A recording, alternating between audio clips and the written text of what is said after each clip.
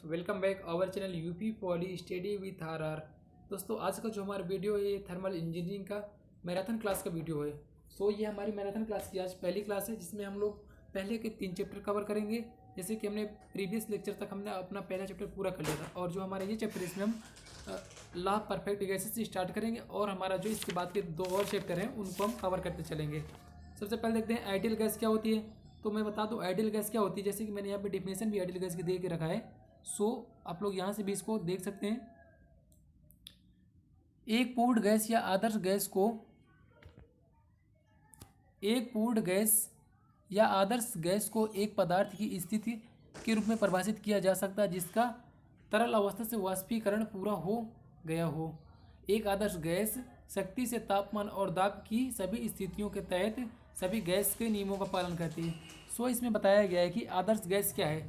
तो इसमें देखते हैं, एक जो हमारी आदर्श गैस होती है क्या होती है, यह एक पूर्ण गैस है। ठीक है, मतलब परफेक्ट गैस को एक आइडियल गैस के रूप में भी जाना जाता है। मतलब जो भी हमारी एक परफेक्ट गैस है उसे हम किसके रूप में, आदर्श गैस के रूप में जानते हैं। और जो ये आदर्श गैस, जो हमारी आदर्श गैस होती है, ये क्या करती है, तापमान और दाब की सभी स्थितियों के तहत गैस के नियमों का पालन करती है। जो हमारी आदर्श गैस होती है, इसका मेन पॉइंट हमारी यही है, एक आदर्श गैस तापमान और दाब की सभी स्थितियों के तहत सभी गैस के नियमों का सख्ती से पालन करती है।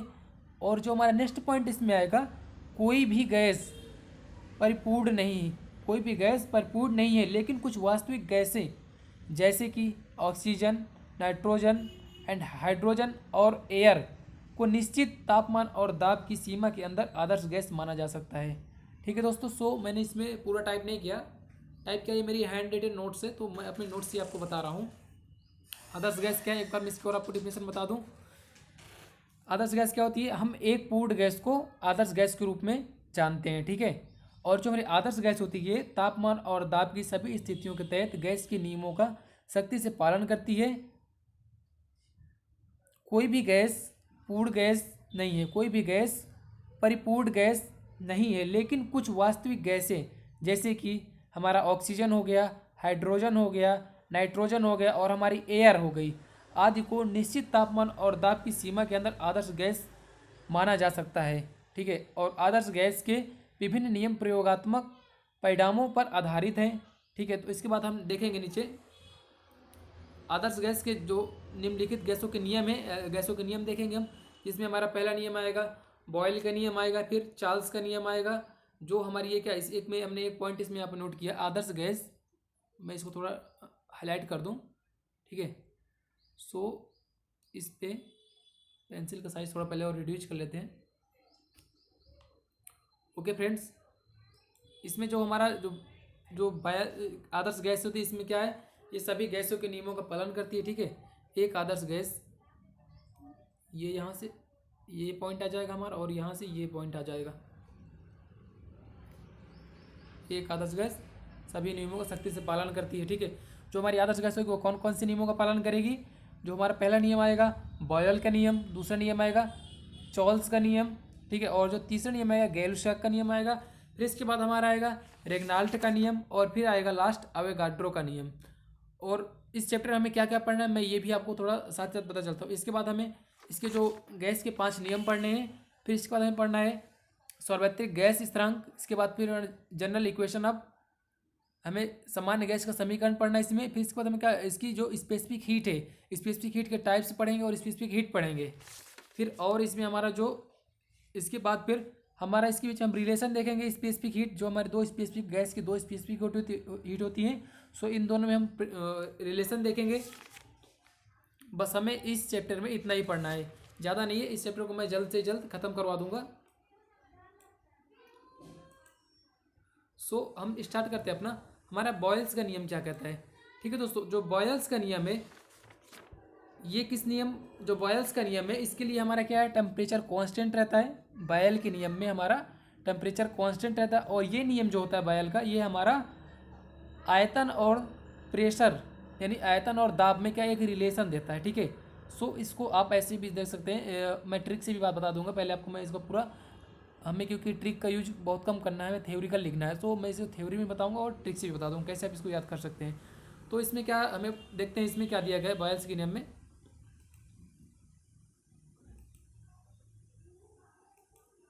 ओके फ्रेंड्स, हम देखते हैं यहाँ पे बॉयल्स का नियम।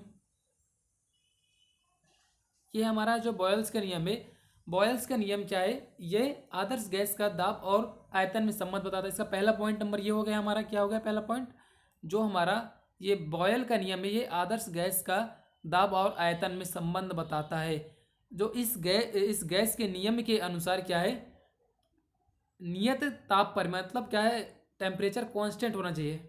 नियत ताप पर गैस का आयतन जो होता है उसके दाब के व्युत्क्रमानुपाती होता है। ठीक है, जहाँ हमारा दाब हो जाएगा, ये हमारा पी हो जाएगा। जो हमारा दाब हो जाएगा इसको हम किससे, पी से डिनोट कर देते हैं। ठीक है, यहाँ पे मैं दिखा देता हूँ। जो हमारा दाब हो जाएगा इसको हम पी से, दाब को हम कैसे, पी से डिनोट करेंगे। और जो हमारा वॉल्यूम हो जाएगा, आयतन, आयतन को हम वी से डिनोट करेंगे। ठीक है दोस्तों, सो इसमें हम लोग देखेंगे इसका जो हमारा एक इक्वेशन आ जाएगी, जिसको यूज हम न्यूमेरिकल्स में करेंगे। एक बार और मैं इसकी आपको डिफिनेशन बता दूं।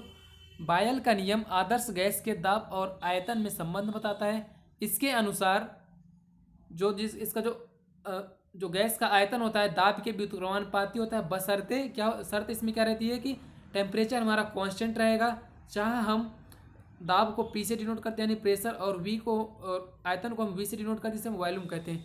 इसका जो हमारा ये मेन पॉइंट है दोस्तों। ठीक है, अपन लोग को क्या देखना है, मैं इसका मेन पॉइंट देखना है, इसके कहाँ से हमारा इसका न्यूमेरिकल सॉल्व करने के लिए हम इसमें कहाँ से क्या है फार्मूला बना सकते। तो इतना पॉइंट हमारा इंपॉर्टेंट पॉइंट है इसका। ये पॉइंट क्या हमारा इंपॉर्टेंट है, क्या इसमें क्या किया है, जो बायल के नियम के अनुसार क्या है, नियत ताप पर गैस का आयतन दाब के व्युत्क्रमानुपाती होता है। जहाँ पी गैस का दाब और वी आयतन है। तो इसके बाद जो हमारा फार्मूला यहाँ पे आ गया, जिससे आप देख सकते हैं क्या आ गया, वी समानुपाती पी। ठीक है, यानी क्या, वी, देखो मैं इसको लिख के बता रहा हूँ आपको। जो इसका हमारा फार्मूला आ जाएगा, क्या आ जाएगा, वी प्रोपोर्शनल 1/p। ठीक है, ये आ जाएगा। और फिर इसमें हम क्या है कि जब ये हमारा ये नीतांक इसको हम हटाएंगे तो क्या आ जाएगा, हम एक कांस्टेंट लेना पड़ेगा कोई ना कोई। ठीक है, सो यहाँ पर इसको जब हम हटा देंगे अपना व्युत्क्रमानुपाती का चिन्ह है जो, तो यहाँ पे हम एक कांस्टेंट लेंगे और इसको इक्वलिटी में रख देंगे। ठीक है, तो हमारा आ जाएगा यहाँ पे, ठीक है, देखो इसके बराबर अपन लोग को क्या मिल जाएगा, जब हम इसको हटा देंगे तो क्या आ जाएगा, v बराबर c। ठीक है, v बराबर c अपन p। ये हमारा इतना हमको मिल गया। इसके बाद फिर अपन लोग क्या करेंगे,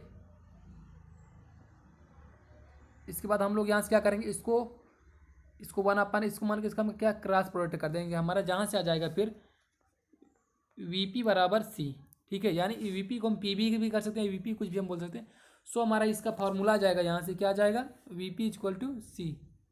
ठीक है, ये फार्मूला यहाँ से आ गया अपना। सो हम देखते हैं कि हमें यहाँ से क्या फार्मूला मिला। हमें फार्मूला मिल गया P B equal to constant. Constant क्या आ गया, P B equal to constant आ गया। ठीक है, सो हमें यहाँ पे मिल चुका क्या, P B equal to constant. ये हमारा फार्मूला है। इसका ये किसके नियम पर आधारित है, जैसे आपको कोई फार्मूला दे दिएगा, ऑब्जेक्टिव में 1 नंबर क्वेश्चन पूछ लिया गया P B equal to constant किस नियम का है, तो आप बता देंगे किसका, बॉयल्स का नियम का है। और जब हम न्यूमेरिकल्स में इसका जब यूज करेंगे तो हम इसको ऐसे करेंगे, देखो फॉर न्यूमेरिकल्स क्या जाएगा हमारा, न्यूमेरिकल्स के लिए हम इसमें क्या करेंगे, एक मिनट दोस्तों थोड़ा। सो इसमें हमारा आ जाएगा P1 V1 बराबर P2 V2 equal to constant. ठीक है, कॉन्स्टेंट आ जाएगा हमारा यहाँ पे। फिर ये हमारे यहाँ पे आ जाएगा क्या, कांस्टेंट आ जाएगा। ओके दोस्तों, ये हमारा कांस्टेंट आएगा यहाँ पे। तो हम जब भी इसका न्यूमेरिकल्स यूज करेंगे तो हम इसका एक और हमारा, जैसे हमने यहाँ पे देखा अभी क्या आया था हमारा, हमने यहाँ पे देखा हमारा P1 V1 बराबर P2 V2 क्या था बराबर में, हमारा बराबर में क्या था, हमारा कांस्टेंट है। ठीक है, बराबर सी हमने मान लिया। जब हम इसका न्यूमेरिकल्स का यूज करेंगे तो हम कैसे करेंगे, पी को हम इधर ले आएंगे और वी को इधर ले जाएंगे। ठीक है, तो हमारा आ जाएगा यहाँ पे न्यूमेरिकल्स के लिए P1 अपान P2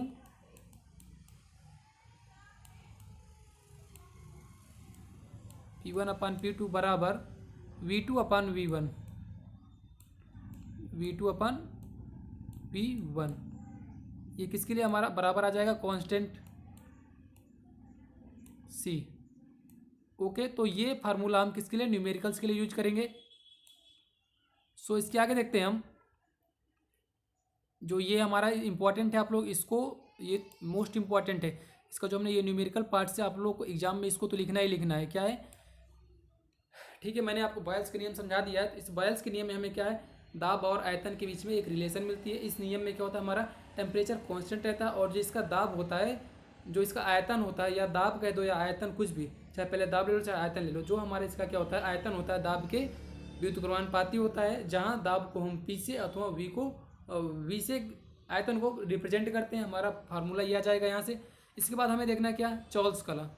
और इसमें मैंने आपको एक ट्रिक बताने वाला था बॉयल्स के लिए में, तो आप इसके लिए याद करिएगा क्या, बॉयल यानी BIP बॉय, ठीक है।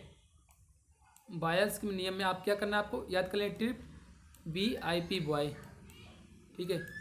BIP बॉय, बॉयल यानी BIP बॉय, ठीक है। बॉयल यानी BIP बॉय, आप इसको ट्रिक्स याद कर सकते हैं। BIP बॉय यहाँ से क्या है, जो हमारा क्या है, इसमें आ जाएगा VIP बॉय। तो आपको हमेशा याद रखना है कि जो हमारा इसमें रिलेशन किसकी से बताना हमें, V एंड P, ठीक है। जो हमें इसमें रिलेशन बताना है, इन दोनों के बीच में बताना है, एक ये तो हमारा ये है, दूसरा हमारा P, यानी क्या, V इन्वर्सली प्रोपोर्शन 1/P, ठीक है। ये हमारा इसका हो जाएगा VIP बॉय से आप याद रखिएगा, V प्रोपोर्शनल 1/P, ठीक है। अब देखते हैं चार्ल्स का नियम। चार्ल्स का नियम में क्या है, जो चार्ल्स का नियम है, जो इसमें जैसे कि मैं डिफिनेशन में आपको दिखा सकता हूँ, और मैं पढ़ के भी आपको बता रहा हूँ, ठीक है। चार्ल्स के नियम के अनुसार किसी गैस के द्रव्यमान का आयतन ताप के समानुपाती होता है, बशर्ते दाब नियत रहे। तो इसमें क्या है, जो हमारा चार्ल्स का नियम है, ये हमारा प्रेशर कांस्टेंट पर आधारित है। इसमें क्या, प्रेशर हमारा कांस्टेंट रहता है, और इस नियम के अनुसार जो आयतन होता है वो टेम्परेचर के प्रोपोर्शनल होता है, ठीक है, समानुपाती होता है। तो इसमें हमारा क्या आ जाएगा, ठीक है, जो हमें यहाँ से हमने देखा कि हमारा ये कांस्टेंट आ गया, ठीक है, ओके। तो देखो इस नियम में यहाँ पे क्या दिया गया है, चार्ल्स के नियम के अनुसार किसी गैस का आयतन तापमान के समानुपाती होता है, बशर्ते दाब को नियत रखा जाए, ठीक है। तो हमारा क्या आ जाएगा, V प्रोपोर्शनल T, ठीक है। और इसमें हमारा क्या, P हमारा क्या कांस्टेंट है, ठीक है, इतना ये आ गया। अब इसको ऐसे बराबर में कन्वर्ट करेंगे तो ऐसे आ जाएगा हमारा, ठीक है। कैसे आ जाएगा, V बराबर CT, ठीक है, ये हमारा आ गया। तो अब जब हमें इधर T को हम इधर ले आएंगे V के साइड में, तो हमारा क्या आ जाएगा, V/T = C, ठीक है, ये आ गया। और जब हम इसका न्यूमेरिकल में यूज करेंगे, तो हम इसमें न्यूमेरिकल यूज कैसे करेंगे, फॉर न्यूमेरिकल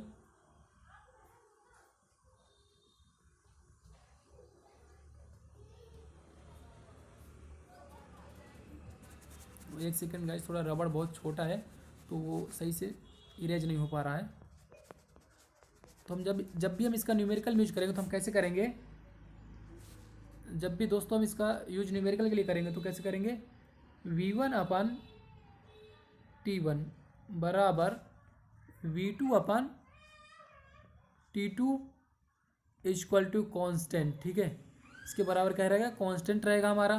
तो ये हमारा जो है किसके लिए, न्यूमेरिकल्स के लिए है। अब यहाँ पे आप देख पा रहे हैं, जैसे कि मैंने यहाँ पे फार्मूला पहले लिख दिया है। फार्मूले में क्या है, जो हमारा V समानुपाती है T के, यानी क्या, आयतन समानुपाती है टेम्परेचर के, और आयतन समानुपाती टेम्परेचर के, और जो हमारा क्या है, दाब P हमारा प्रेशर है, इसमें हमारा क्या है, इसमें दाब हमारा क्या है, कांस्टेंट है, ठीक है।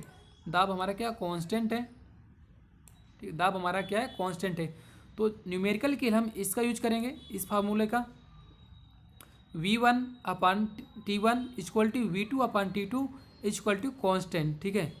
तो जब भी हम इसके न्यूमेरिकल सॉल्व करेंगे तो हम फॉर न्यूमेरिकल्स हम किसका, इसका यूज करेंगे, अपने इस वाले फार्मूले का न्यूमेरिकल्स के यूज करेंगे। सो चार्ल्स का नियम, एक बार आपको मैं और डिफिनेशन पढ़ के बता दे रहा हूँ। चार्ल्स के नियम के अनुसार किसी गैस का द्रव्यमान का आयतन उसके तापमान के सीधे समानुपाती होता है। इसमें कंडीशन है कि जो इसका प्रेशर है वो कांस्टेंट हो, ठीक है। इसके बाद हम देखने वाले हैं गैलुसाक का लॉ। जो इसका है चार्ल्स का, जो हमारा इसमें हमारी जो ट्रिक है, सो चार्ल्स की ट्रिक है क्या है, चार्ल्स टीवी देख रहा है, ठीक है, चार्ल्स टीवी देख रहा है, क्या है हमारा चार्ल्स, हम इसमें देख लिया हमने, हमारा जो चार्ल्स, चार्ल्स क्या है, टीवी देख रहा है, टीवी देख रहा है, ठीक है, चार्ल्स हमारा क्या है, टीवी देख रहा है, चार्ल्स टीवी देख रहा है, ठीक है। हमने यहाँ से देखा टी और वी, हमारा टी एंड वी है, तो इसमें हमारा जो इसमें क्या है, जो रिलेशन है हमारा टेम्परेचर एंड वॉल्यूम के बीच में है। सो हम यहाँ से देखते हैं हमारा जो क्या है, जो हमारा वॉल्यूम है वो सीधे टेम्परेचर के समानुपाती हो जाता है, वी समानुपाती टी, ठीक है, ये आ गया। आप इसको याद रखते हैं कि चार्ल्स टीवी देख रहा है, इसकी मदद से आप इसको हमेशा याद रख सकते हैं। इसके बाद हम देखने वाले हैं आगे के अपने नेक्स्ट, जो हमारा नेक्स्ट लॉ है, जो हमारा नेक्स्ट लॉ है गेलुसाक का नियम है। देखो हमने पहले दो नियम देख चुके हैं, जिसमें हमने देखो पहला नियम था हमारा बॉयल्स का नियम। हमने बॉयल्स के नियम में क्या है कि हमने टेम्परेचर को कांस्टेंट किया, इसके बाद क्या है चार्ल्स का नियम में, सो हमने चार्ल्स के नियम में प्रेशर को कांस्टेंट किया। अब जो हमारा तीसरा नियम है, ये इसमें हम क्या है कि वॉल्यूम को कांस्टेंट कर देंगे। जो हमारे थर्मोडायनेमिक्स है ये प्रेशर, टेम्परेचर एंड वॉल्यूम इन्हीं पर आधारित है। सो आप इससे देखें यहाँ पे जो गैलुसाक का है, क्या है? यह नियम बताता है कि गैलुसाक का नियम है, ठीक है, गैलुसाक का नियम, यह नियम बताता है कि यदि किसी गैस के आयतन को नियत रखा जाए, यदि किसी, इसमें मतलब कहने का मतलब है किसी गैस के आयतन को हम क्या कांस्टेंट रख लेंगे, तो जो हमारा वो आएगा आदर्श गैस का दाब है जो वो ताप के समानुपाती हो जाएगा, ठीक है। तो गैलुसाक का नियम कहता है कि यदि किसी गैस के आयतन को कांस्टेंट रखा जाए, यानी यदि किसी गैस के आयतन को नियत रखा जाए, तो आदर्श गैस का दाब जो इसके टेम्परेचर के समानुपाती हो जाएगा। सो इसमें क्या जाएगा, जो हमारा क्या है प्रेशर, क्या है प्रेशर इसके टेम्परेचर के समानुपाती हो जाएगा, तो क्या है पी समानुपाती टी, ठीक है। अब कंडीशन क्या है हमारी इसमें, जो हमारा वी है, वी इक्वल टू क्या है कांस्टेंट, कांस्टेंट। इनमें आप एक एक चीज़ याद रखिएगा, इसमें दो के बीच में रिलेशन फाइंड करना, और जो तीसरा है उसको हमें कांस्टेंट कर देना है। जैसे हमने बॉयल के नियम में पी और वी के बीच में रिलेशन निकाला, तो बचा क्या हमारा टी, टी कांस्टेंट हो गया। इसके बाद ऐसे ही हमने चार्ल्स में क्या निकाला, चार्ल्स टी भी देख रहा है, यानी टी और वी, हमने क्या टेम्परेचर और वी के बीच में रिलेशन निकाला, तो हमारा क्या ये पी कांस्टेंट हो गया उसमें। ऐसे ही हमने जो गैलुसाक का नियम है, हमने इसमें पी और टी के बीच में रिलेशन निकालने, इसमें वी हमारा जो क्या है कांस्टेंट हो जाएगा। तो ये हमारा इसके इक्वल टू क्या हो जाएगा कांस्टेंट। अब जब हम इसके लिए न्यूमेरिकल्स का यूज करेंगे तो हमारा क्या हो जाएगा, फॉर न्यूमेरिकल्स क्या हमारा था पी समानुपाती क्या टी है, ठीक है। जब हम इसको हटाएंगे तो हमारे यहाँ पे क्या आ जाएगा C T, P equal to C T, यहाँ से आ जाएगा बराबर P upon T equal to constant, ठीक है। ये चीज़ हमें मिल जाएगी। फिर हम इसमें देखेंगे न्यूमेरिकल्स के लिए, फॉर न्यूमेरिकल्स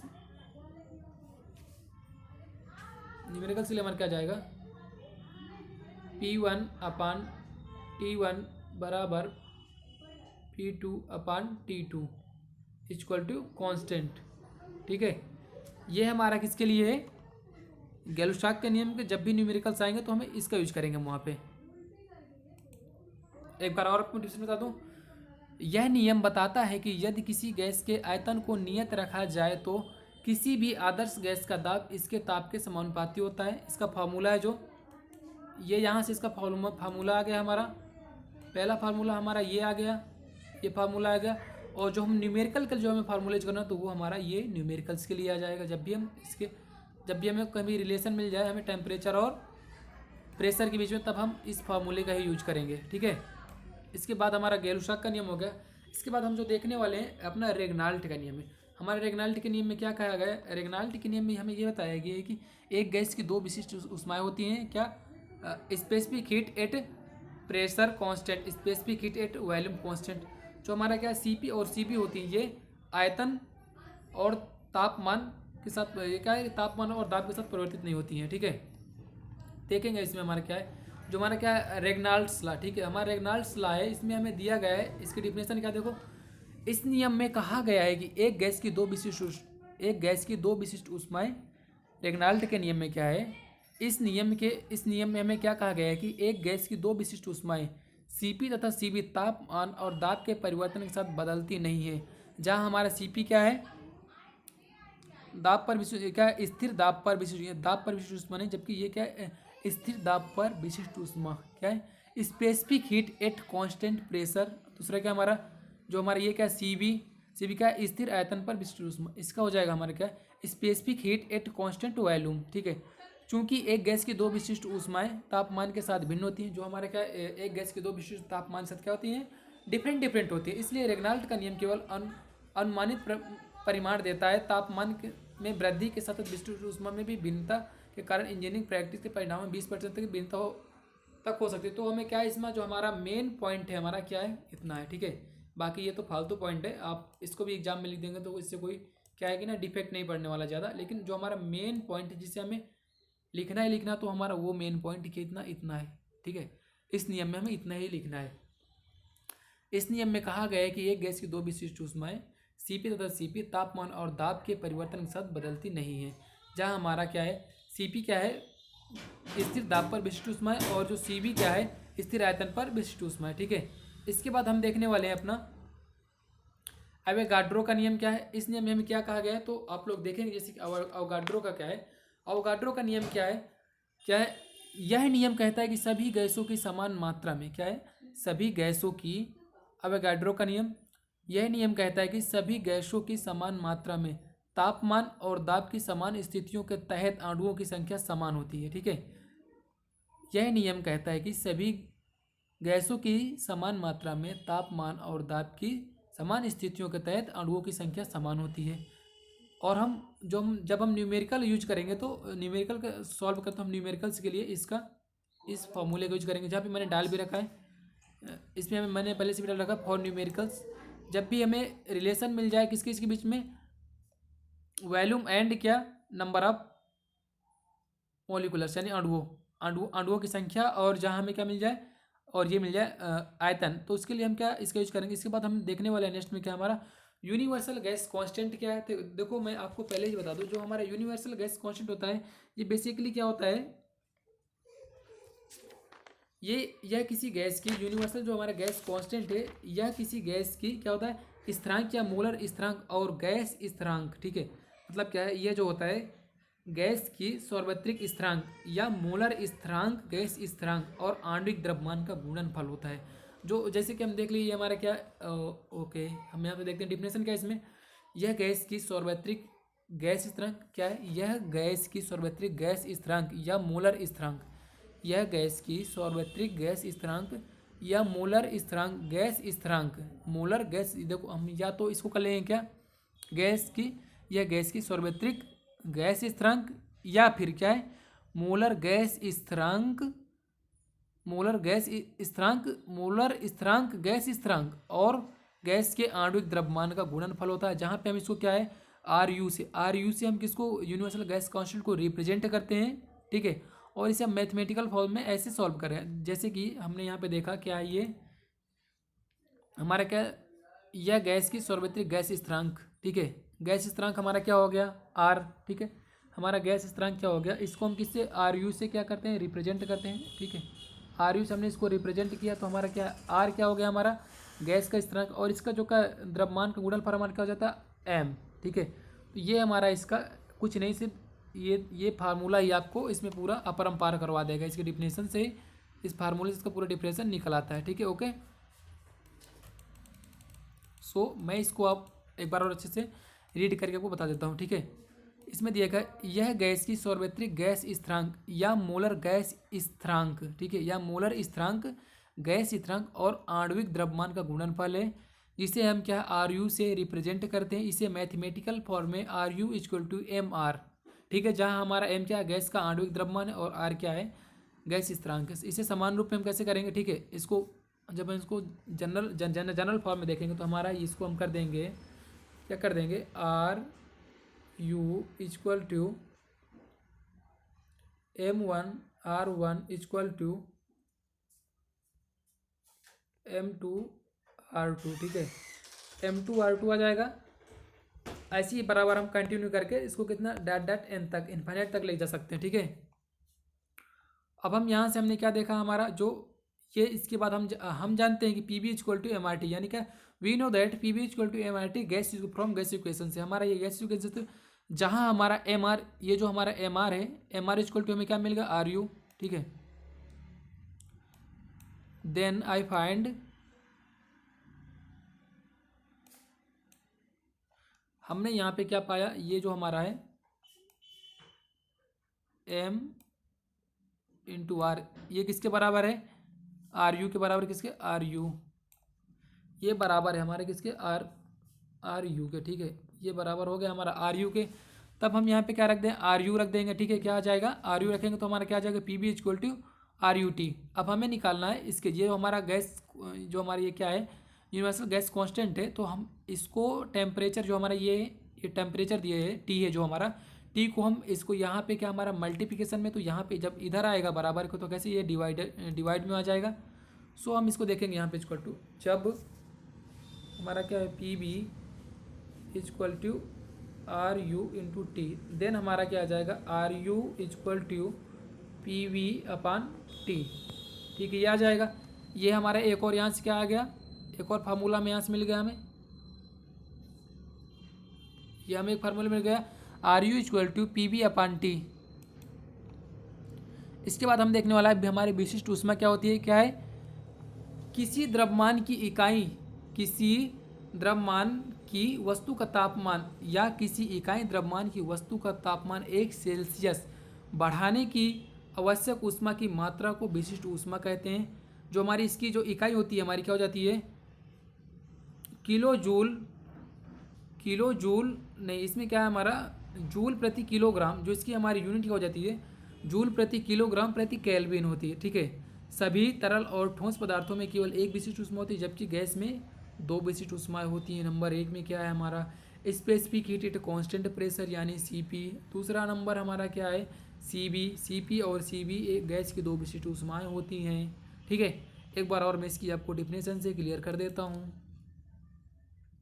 सो हमें स्पेसिफिक हीट में क्या है, किसी इकाई द्रव्यमान की वस्तु का तापमान 1 सेल्सियस बढ़ाने के लिए आवश्यक ऊष्मा की मात्रा को उस वस्तु का स्पेसिफिक हीट बोलते हैं हम लोग। इसकी जो हमारी एसआई मात्रक होता है हो जाता है क्या, जूल प्रति किलोग्राम प्रति केल्विन हो जाती है, ठीक है।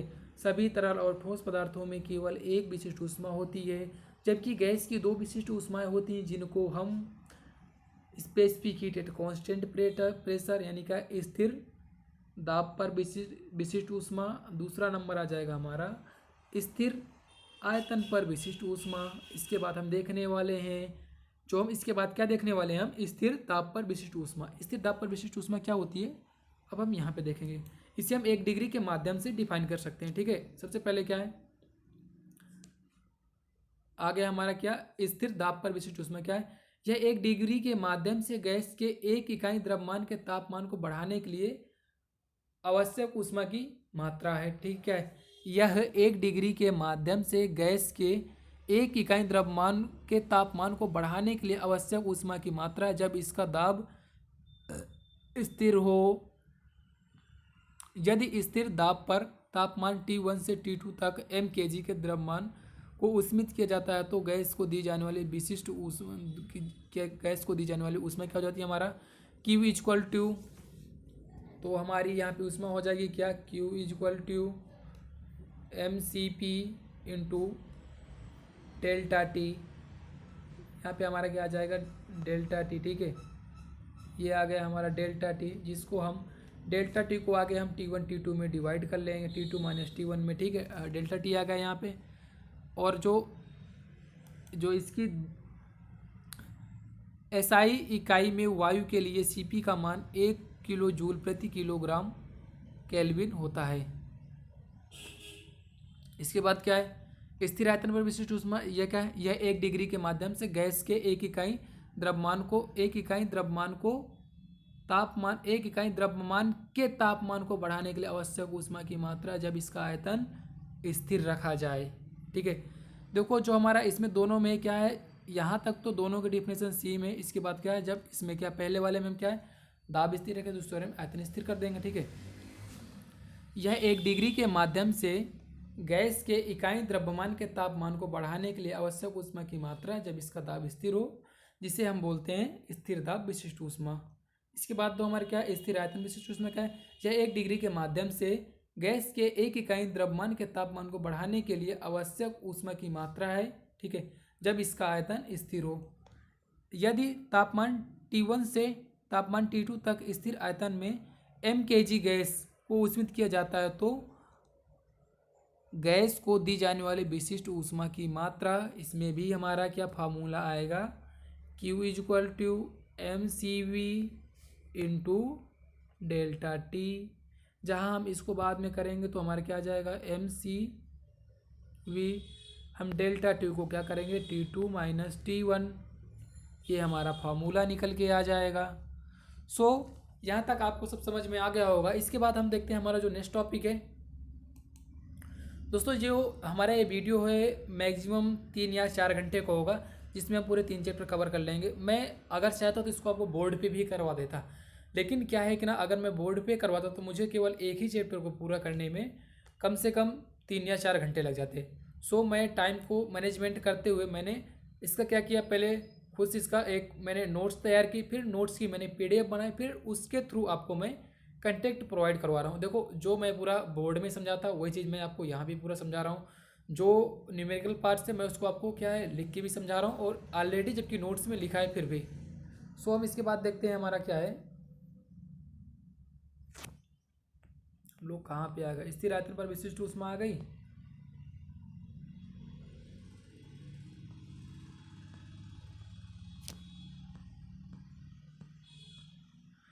यहाँ पे दोस्तों हमारा एक पेज बीच का मिस हो गया है। सो आप लोग घबराएं नहीं, मैं इसको भी करवा दूंगा, इसको मैं पूरा छोड़ ही देता हूँ। ये हमारा क्या था, CP और CB में रिलेशन था। अगर आप लोग कहें तो मैं इसको पूरा हैंड से टाइप करके बता दूँ, लेकिन आपको समझ में उतना सही से नहीं आएगा। इसको अगर पूरा हैंड से टाइप करके बताऊँगा तो ठीक है, लेकिन मैं इसको करवा दूंगा। इस लेक्चर के लास्ट में CP और CB मायने में रिलेशन करवा ही दूंगा, ठीक है।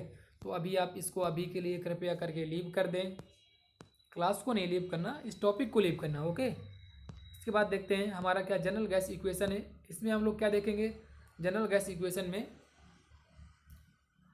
इसमें देखते हैं जो हमारा, देखो जनरल गैस इक्वेशन है, ये अगर एग्जाम में आएगा तो आपके कम से कम 5 नंबर का आएगा। एक ये जनरल गैस इक्वेशन और एक क्या है, CP माइनस CB में रिलेशन। दो में से कोई एक आने के चांसेस मोस्टली हैं। अगर कोई भी आता तो वो मैक्सिमम 5 नंबर में आएगा, मिनिमम भी 5 ही नंबर में आएगा। या तो 1 नंबर में पूछ लेगा रिलेशन क्या है इनमें, तो आपको डायरेक्ट लिख देना CP minus CB equal to R, ठीक है। गैस इक्वेशन पूछ लेगा तो PV equal to MRT, okay guys. So इसमें हम देखते हैं हमारा जनरल गैस इक्वेशन क्या है। सामान्य गैस समीकरण क्या है, सामान्य गैस समीकरण इस तथ्य पर विचार करके लिया गया कि सभी चर अर्थात दाब, ताप, आयतन एक साथ बदलते हैं, ठीक है। जो हमारा सामान्य गैस समीकरण है ये विचार करके लिया गया, इस तथ्य पर विचार करके लिया गया है कि सभी जो हमारा कांस्टेंट जो चर होते हैं यानी कांस्टेंट होते हैं, दाब हो गया, ताप हो गया, आयतन हो गया, ये एक साथ ही बदलते हैं। सबसे पहले हम देखेंगे बायल्स के नियम। तो हमारा बायल्स ने क्या नियम दिया था, ट्रिक से याद करो, BIP बॉय, ठीक है, BIP बॉय, आई को मारो गोली, बचा हमारा क्या, V एंड P। इसमें क्या हमारा रिलेशन किसमें, V और P के बीच में, तो क्या हो जाएगा हमारा V इन्वर्सली प्रोपोर्शनल 1/इन्वर्सली P, ठीक है। इन्वर्सली प्रोपोर्शनल हम जब बोलते तो हमें 1/की जरूरत नहीं रहती, ठीक है। तो हमारा क्या है, बॉयल्स का नियम, ठीक है। हमें इस नियम में, तो बॉयल्स का नियम जो हमारा है, ठीक है, ओके। बॉयल्स के नियम में हमें दिया गया है यहाँ पे V प्रोपोर्शनल, ठीक है, क्या है 1/P, ठीक है, 1/P आ गया, ठीक है। बॉयल्स का नियम है, ये हमारा बॉयल्स का नियम आ गया। तो हम यहाँ से इसको हम अपना मान लेंगे, हमारा समीकरण 1 हो गया। इसके बाद हम देखेंगे बॉयल्स का नियम हो गया। इसके बाद बॉयल्स के नियम के बाद चार्ल्स ने हमारा क्या नियम दिया था, चार्ल्स ने क्या बोला था, हमने चार्ल्स TV देख रहा है, क्या चार्ल्स हमारा TV देख रहा है, यानी जिसका हमारा रिलेशन है और वो T और V के बीच में होगा। तो हमारा क्या आ जाएगा, चार्ल्स का नियम क्या है हमारा, ये हो गया हमारी इक्वेशन नंबर 1, ठीक है, इक्वेशन 1 हो गई। जो हमारा चार्ल्स का नियम क्या है, ये V प्रोपोर्शनल T है, ठीक है, डायरेक्टली प्रोपोर्शनल 2 है, तो ये हमारी इक्वेशन क्या हो गई, 2 हो गई। तो हमने यहाँ पे देखा हमारी इक्वेशन और 2 हो गई, ठीक है। समीकरण 1 और 2 से हम समीकरण 1 और 2 से क्या करेंगे, देखो इनके हमारे जो लेफ्ट हैंड है बराबर, तो हम क्या है राइट हैंड को भी इक्वल कर लेते हैं, ठीक है। Left hand and right hand ऐसे देखते हुए हम इसे देखेंगे। तो हमारा क्या आ जाएगा, तो V यहाँ से हमने देखा ये हमारी समीकरण 1 और 2 हो गए, ठीक है। From equation 1 and 2, from equation 1 and 2, ठीक है। फ्रॉम इक्वेशन 1 and 2 से देखो तो हम यहाँ पे देखा हमारा v प्रोपोर्शनल क्या है, ये t है ना, तो क्या जाएगा t/p। हमने यहाँ से हमारा इतना पा लिया, ठीक है। जब हम इसको क्या करेंगे, अब हम इसका में ये जो सिंबल है हमारा प्रोपोर्शनल का, इस सिंबल को हटाएंगे तो हमारा क्या आ जाएगा, v = CT/P, ठीक है। यह हमारा आ गया। जब हम इसको यहाँ पे ले जाएंगे तो हमारा ये क्या हो जाएगा, जब हम इस p को क्या, जो हमारा ये p आया था, p को ऊपर ले जाएंगे इधर तो क्या आ जाएगा, PB = क्या जाएगा हमारा यहाँ पे, PB = CT, ठीक है। PB = ओके, यहाँ पे हमने देखा हमारा क्या आ जाएगा, PB = CT, PB = CT आ गया। अब हम क्या करेंगे, CT हम इसके बाद हम देखते हैं इसमें आपको, ठीक है। हम यहाँ तक हमने अपना कल PB = CT, जहाँ क्या है, जहाँ पर हमारा इसमें क्या है, जो हमारा C क्या है, C एक क्या कांस्टेंट है, स्थिरांक है, जिसका मान गैस के द्रव्यमान और अन्य गुणों पर निर्भर करता है। और क्या है, यदि V गैस के इकाई द्रव्यमान का, यदि V गैस के इकाई द्रव्यमान का आयतन हो तो उपरोक्त स्थिरांक हम C को क्या R भी लिख सकते हैं। जो हमारा C है हम इसको किस में, R में भी अपना क्या कन्वर्ट कर सकते हैं, बराबर क्या आ जाएगा, PB = RT, ठीक है। PB = RT कर लेंगे हम, ये आ गया हमारा PB = RT आ गया। जहाँ हमारा R क्या है, ये कैरेक्टरिस्टिक कांस्टेंट है, मतलब क्या है, चारित्रिक गैस स्थिरांक है, ठीक है। यह आ गया हमारा। हम इसको ऐसे भी लिख सकते हैं, ठीक है। और हम क्या है, इसको हम ऐसे भी लिख सकते हैं, R = PV/T, ये हम इसको ऐसे भी लिख सकते हैं, ठीक है। सो इसमें अब देखेंगे हम आगे, ये चीज़ आ गई ना हमारा, ये आ गया हमारा, ठीक है। और जब हमें अगर पाथ 1 से 2 मिल जाए इसी में ही, क्या 1 से 2, ये हमारा क्या 0.1 हो गया, 0.2 से हमें जाना पड़ेगा तो क्या आ जाएगा, PB, ठीक है, PB1/T और बराबर P2V2/T2 = क्या R आ गया, ठीक है। देन हमारा क्या आ गया यहाँ, PB = RT, ठीक है। जहाँ हम क्या है, V है जो हमारा, इसको क्या हम स्पेसिफिक कर लेंगे तो हमारा क्या स्पेसिफिक वॉल्यूम बराबर क्या हो जाता है हमारा, वॉल्यूम/मास, ठीक है। वॉल्यूम/मास हो जाता है, क्या हो जाता है, वॉल्यूम/मास हो जाता है। तो हम क्या करेंगे, ठीक है, यहाँ पे जब हम क्या है, इसकी जगह पे हम क्या कर लेंगे, V की जगह पे इसका हम क्या है, विशिष्ट आयतन ले लेंगे तो हमारा क्या आ जाएगा, जब हम विशिष्ट आयतन इसका लेंगे तो आ जाएगा PV/m = RT। देन हमारा क्या आ जाएगा, PV = MRT, ठीक है। PV = MRT आ जाएगा, यहाँ पे क्या आ जाएगा, PV = MRT, ठीक है। PV = क्या आ गया हमारा, MRT आ गया, ठीक है। ये हमारा क्या है, हमारी यही है, हमारी क्या होती है, जनरल गैस इक्वेशन,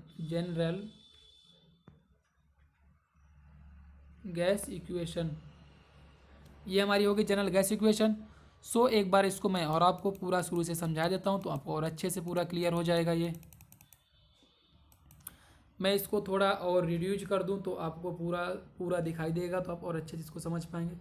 सबसे पहले हमें क्या इसमें दिया गया है, जो हमारा जनरल गैस इक्वेशन ये क्या है, सामान्य गैस समीकरण इस तथ्य पर विचार करके लिया गया है कि सभी चर अर्थात दाब, ताप, आयतन एक साथ बदलते हैं। सबसे पहले हम यहाँ पे क्या बॉयल के नियम लगाएंगे। बॉयल्स के नियम के अनुसार V इन्वर्सली प्रोपोर्शनल P, ठीक है। हमारा ये जो है आयतन जो है दाब के व्युत्क्रमानुपाती होता है। फिर हम चार्ल्स का नियम लगाएंगे, जो हमारा क्या आयतन होता है डायरेक्टरी किसके टेम्परेचर के समानुपाती होता है, VT आ जाएगा। फिर हम समीकरण 1 और 2 लेंगे, जहाँ पे मिल जाएगा हमें V प्रोपोर्शनल T/P, ठीक है। इसके बाद हम इसको प्रोपोर्शनल का चिन्ह हटाने के लिए क्या हमें कांस्टेंट लेंगे, हमारा आ जाएगा PB = CT, जहाँ हमारा C क्या है, जहाँ C हमारा एक स्थिरांक है जिसका जो हमारा क्या मान है गैस के द्रव्यमान तथा अन्य गुणों पर निर्भर करता है, ठीक है। और हम यहाँ पे क्या कर ले, यदि V गैस के इकाई द्रव्यमान का आयतन है, जहाँ पे हमारा यदि V गैस के इकाई द्रव्यमान का आयतन है तो उपरोक्त C को हम R के रूप में भी हम लिख सकते हैं, जहाँ हमारा R क्या है, चारित्रिक गैस स्थिरांक है, ठीक है। देन हमारा क्या हो जाएगा, यहाँ पे हमारा देन हो जाएगा PB = RT, जहाँ हम क्या है P V upon T equal to R कर सकते हैं। फॉर इसके लिए P one upon P1 into V1 upon T1 बराबर P2 into V2 upon T2 equal to R, जहाँ हमारा क्या आ जाएगा P B equal to R T, जहाँ पे हमारा वी है, वी को हम क्या कर लेंगे स्पेसिफिक वी कर लेंगे, तो वी अपान एम आ जाएगा। देन हमारा जो P B equal to M R T. इसके बाद जहाँ हमारा इस पर देखेंगे, हमारा जहाँ पी प्रेशर है, वी वैल्यूम है, एंड एम मास है, एंड आर क्या है गैस कॉन्स्टेंट, एंड टी क्या है टेम्परेचर है। So thanks for watching. इस लेक्चर के लिए थैंक्स फॉर वॉचिंग। इसके बाद हम जो हमारा नेक्स्ट चैप्टर है उसको देखते हैं। इसमें हमारा नेक्स्ट चैप्टर अभी नहीं, इसमें हमारा अभी एक छूटा हुआ है, एक टॉपिक है जो हमारा क्या है सीपी और सीबी, तो अब हम उसको देखेंगे सीपी और सीबी को। Okay guys.